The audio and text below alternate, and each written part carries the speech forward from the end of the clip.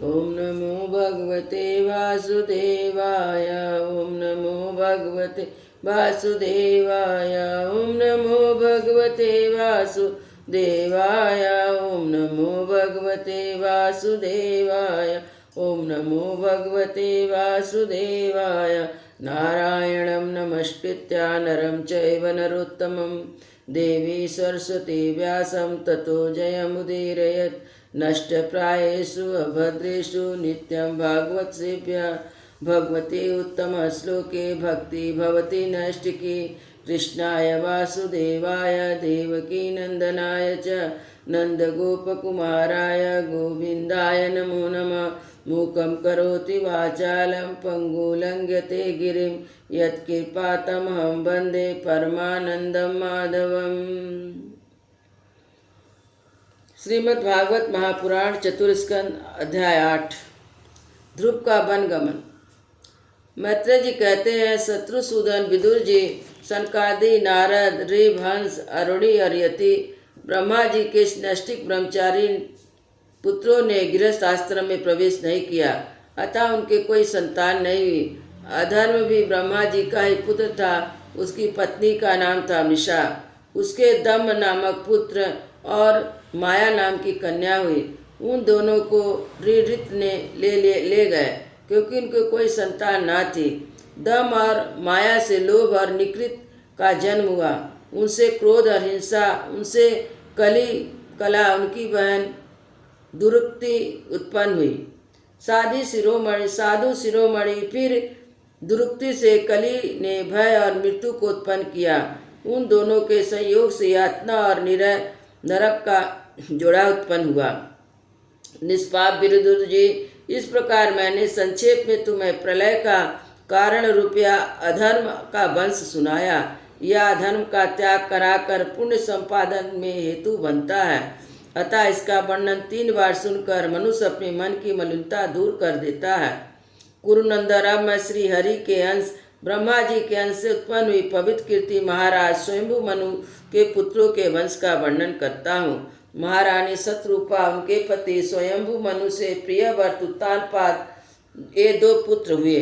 भगवान वासुदेव की कला से उत्पन्न होने के कारण दोनों संसार की रक्षा में तत्पर रहते थे।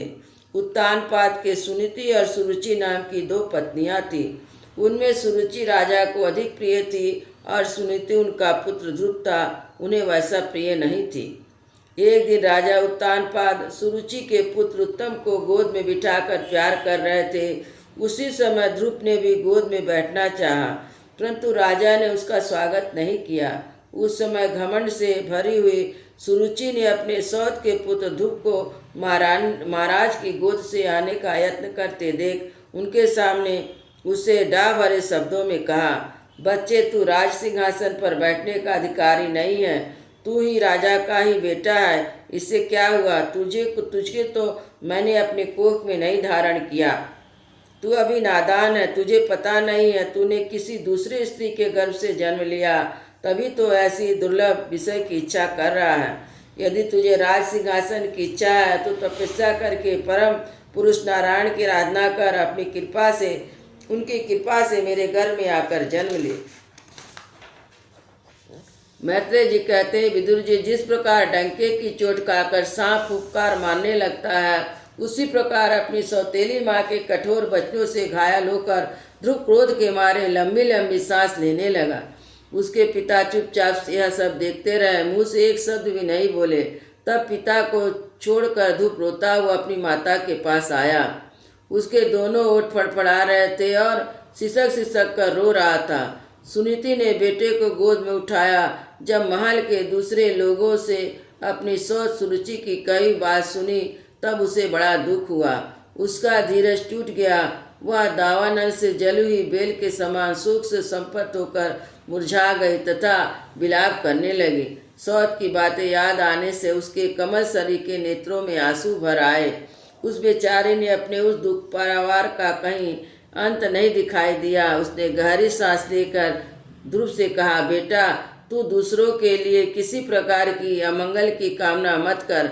जो मनुष्य दूसरों को दुख देता है, उसे स्वयं उसका फल भोगना पड़ता है।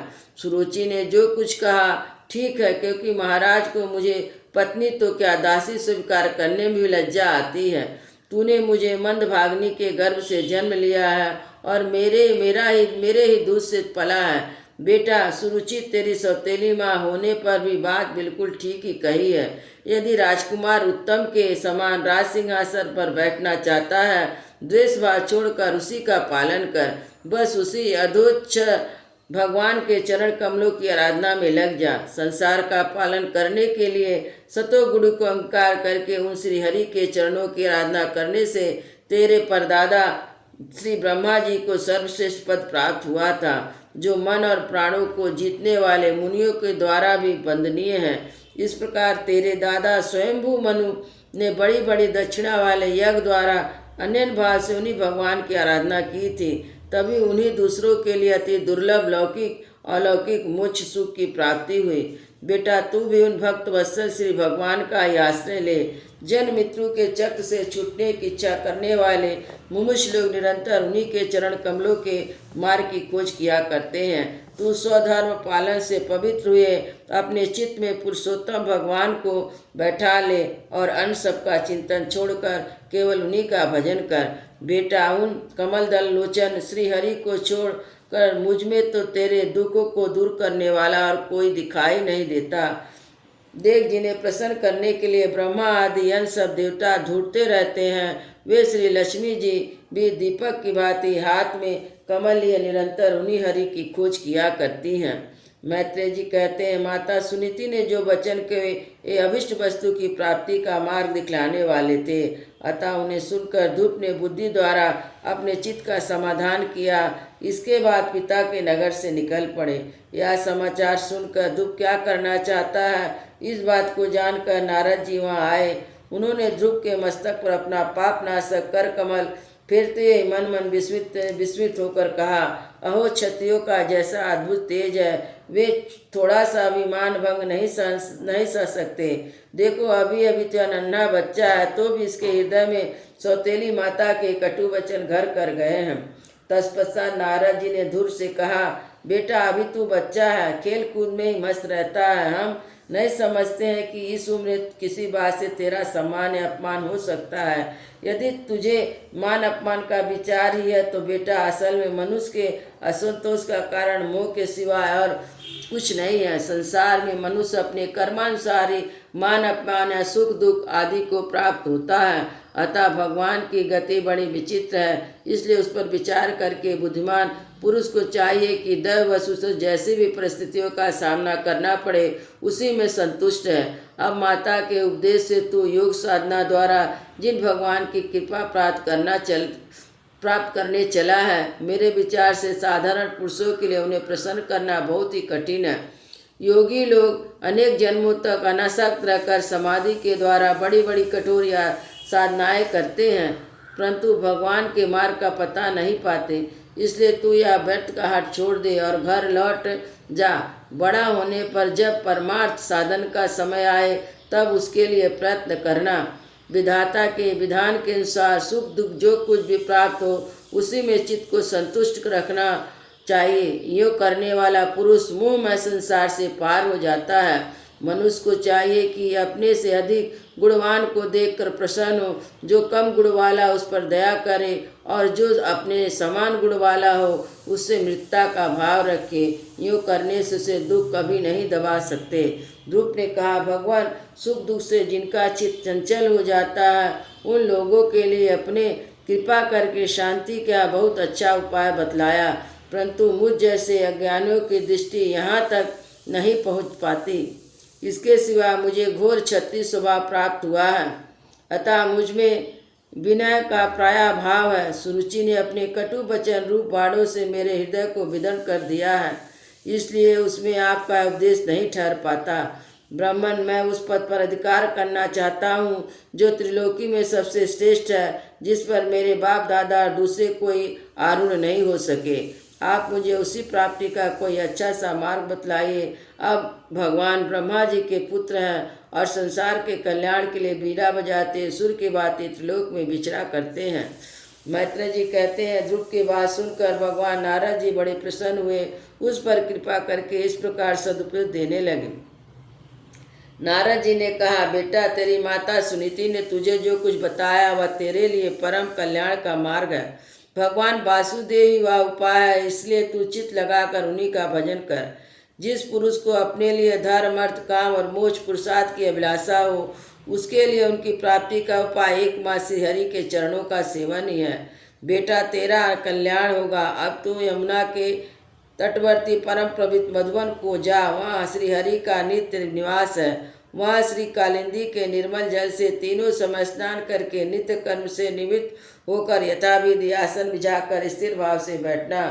फिर रेचक, पूरक, कुंभक तीनों प्रकार के प्राणायाम से धीरे धीरे प्राण मन इंद्रियों के दोषों को दूर कर धैर्य युक्त मन से परम गुरु श्री भगवान का इस प्रकार ध्यान करना।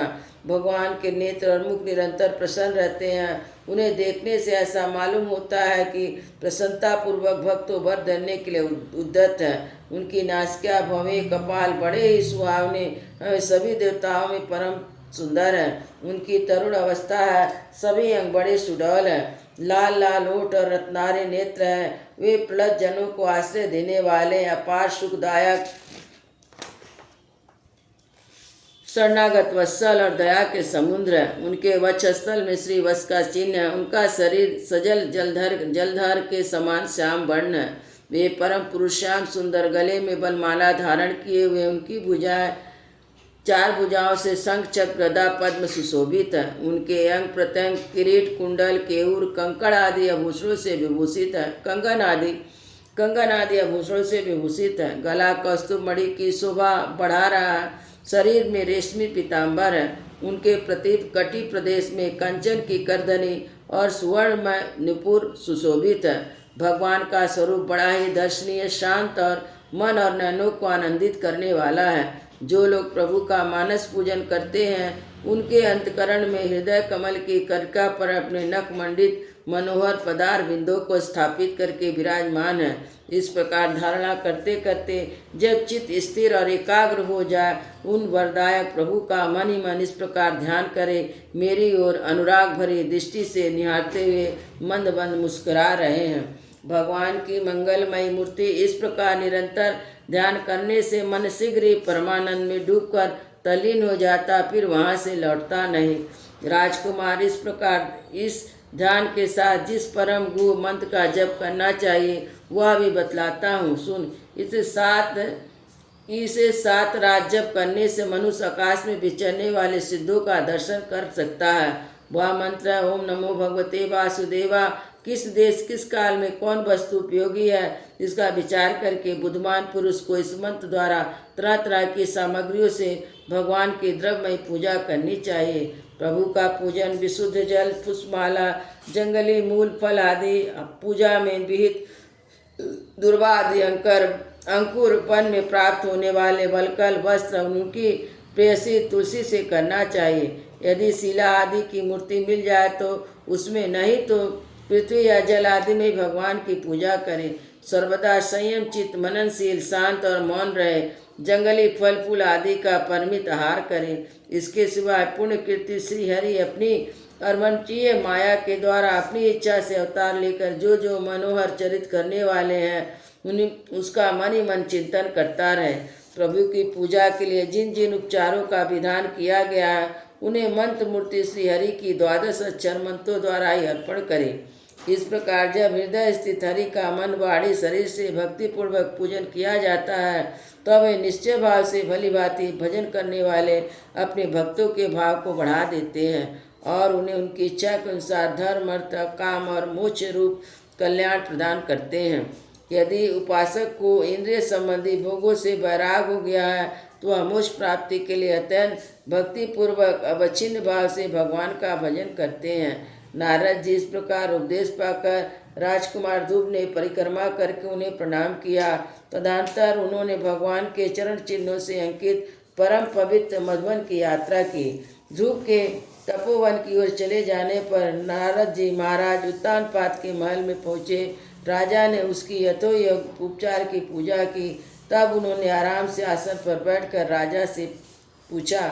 नारद जी ने कहा, राजन, तुम्हारा मुख सूखा हुआ, तुम बड़ी देर से किस सोच विचार में पड़े हो? तुम्हारा धर्म, अर्थ, काम में किसी पे कोई कमी तो नहीं आई? राजा ने कहा, ब्रह्म, मैं बड़ा ही निर्दयी हूँ। हाय, मैंने अपने 5 वर्ष के नन्हे से बच्चे को उसकी माता के साथ घर से निकाल दिया। मुनिवर बड़ा ही बुद्धिमान था वह। उसका कमल सा मुख भूख से कुमला गया होगा। वह थक कर कहीं रास्ते में पड़ गया होगा। ब्राह्मण उस असहाय बच्चे को वन में कहीं भेड़िया न खा जाए। अहो, मैं कैसा स्त्री का गुलाम हूँ, मेरी कुटिलता तो देखिए। वह बालक प्रेम से मेरी गोदी पर चढ़ना चाहता था, किंतु मुझ दुष्ट ने उसका तनिक भी आदर नहीं किया। नारद जी ने कहा, राजन, तुम अपने बालक की चिंता मत करो, उसके रक्षक भगवान हैं। तुम उसके प्रभाव का पता नहीं है, उसका यश सारे जगत में फैल रहा है। वह बालक बड़ा बड़ा सामर्थ है। जिस काम को बड़े बड़े लोकपाल भी नहीं कर सके, उसे पूरा करके शीघ्र ही तुम्हारे पास लौट आएगा। इसके कारण तुम्हारा यश बहुत बढ़ेगा। मैत्रेय जी कहते हैं, देवर्षि नारद जी की बात सुनकर महाराज उत्तानपाद राजपाट की ओर से उदासीन होकर निरंतर पुत्र की चिंता में रहने लगे। इधर धूप ने बधवन में पहुंचकर यमुना जी में स्नान किया। उस रात पवित्रतापूर्वक उपवास करके श्री नारद जी के उपदेशानुसार एकाचित से परम पुरुष नारायण की उपासना आरंभ कर दी।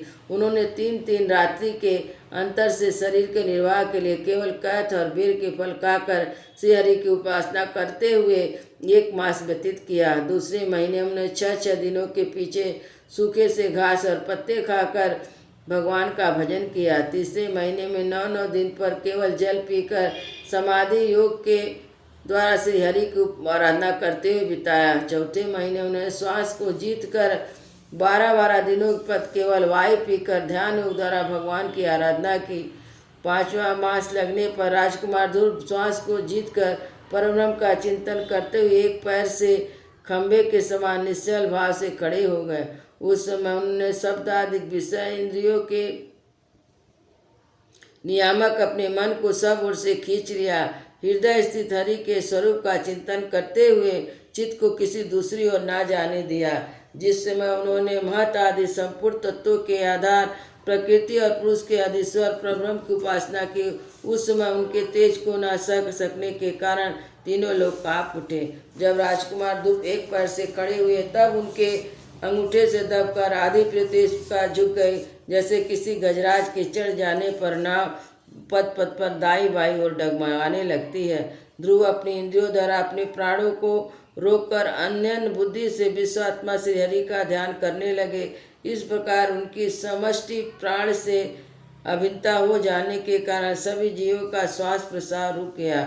इसमें समस्त लोक और लोकपालों की बड़ी पीड़ा। वे सब घबराकर श्री हरि की शरण में गए। देवताओं ने कहा, भगवान, समस्त स्थावर जंगल जीवों के शरीरों का प्राण एक साथ ही रुक गया है। ऐसा तो हमने पहले कभी अनुभव नहीं किया था। आप शरणागत की रक्षा करने वाले हैं, आप अपनी शरण में आइए, हम लोगों को इस दुख से छुड़ाइए। भगवान ने कहा, देवताओं, तुम लोग डरो मत। उत्तानपाद के पुत्र धूप ने अपने चित्त को मुझ में विश्वात्मा में लीन कर दिया है। इस प्रकार मेरे साथ उसकी अभेद धारणा सिद्ध हो गई है। इसी से प्राण निरोधक तुम सबका प्राण भी रुक गया है। अब तुम अपने अपने लोक को जाओ, मैं उस बालक को इस दुष्कर तप से निवृत्त कर दूंगा। वृंदावन बिहारी लाल की जय। जय श्री राम लला की जय। गुरु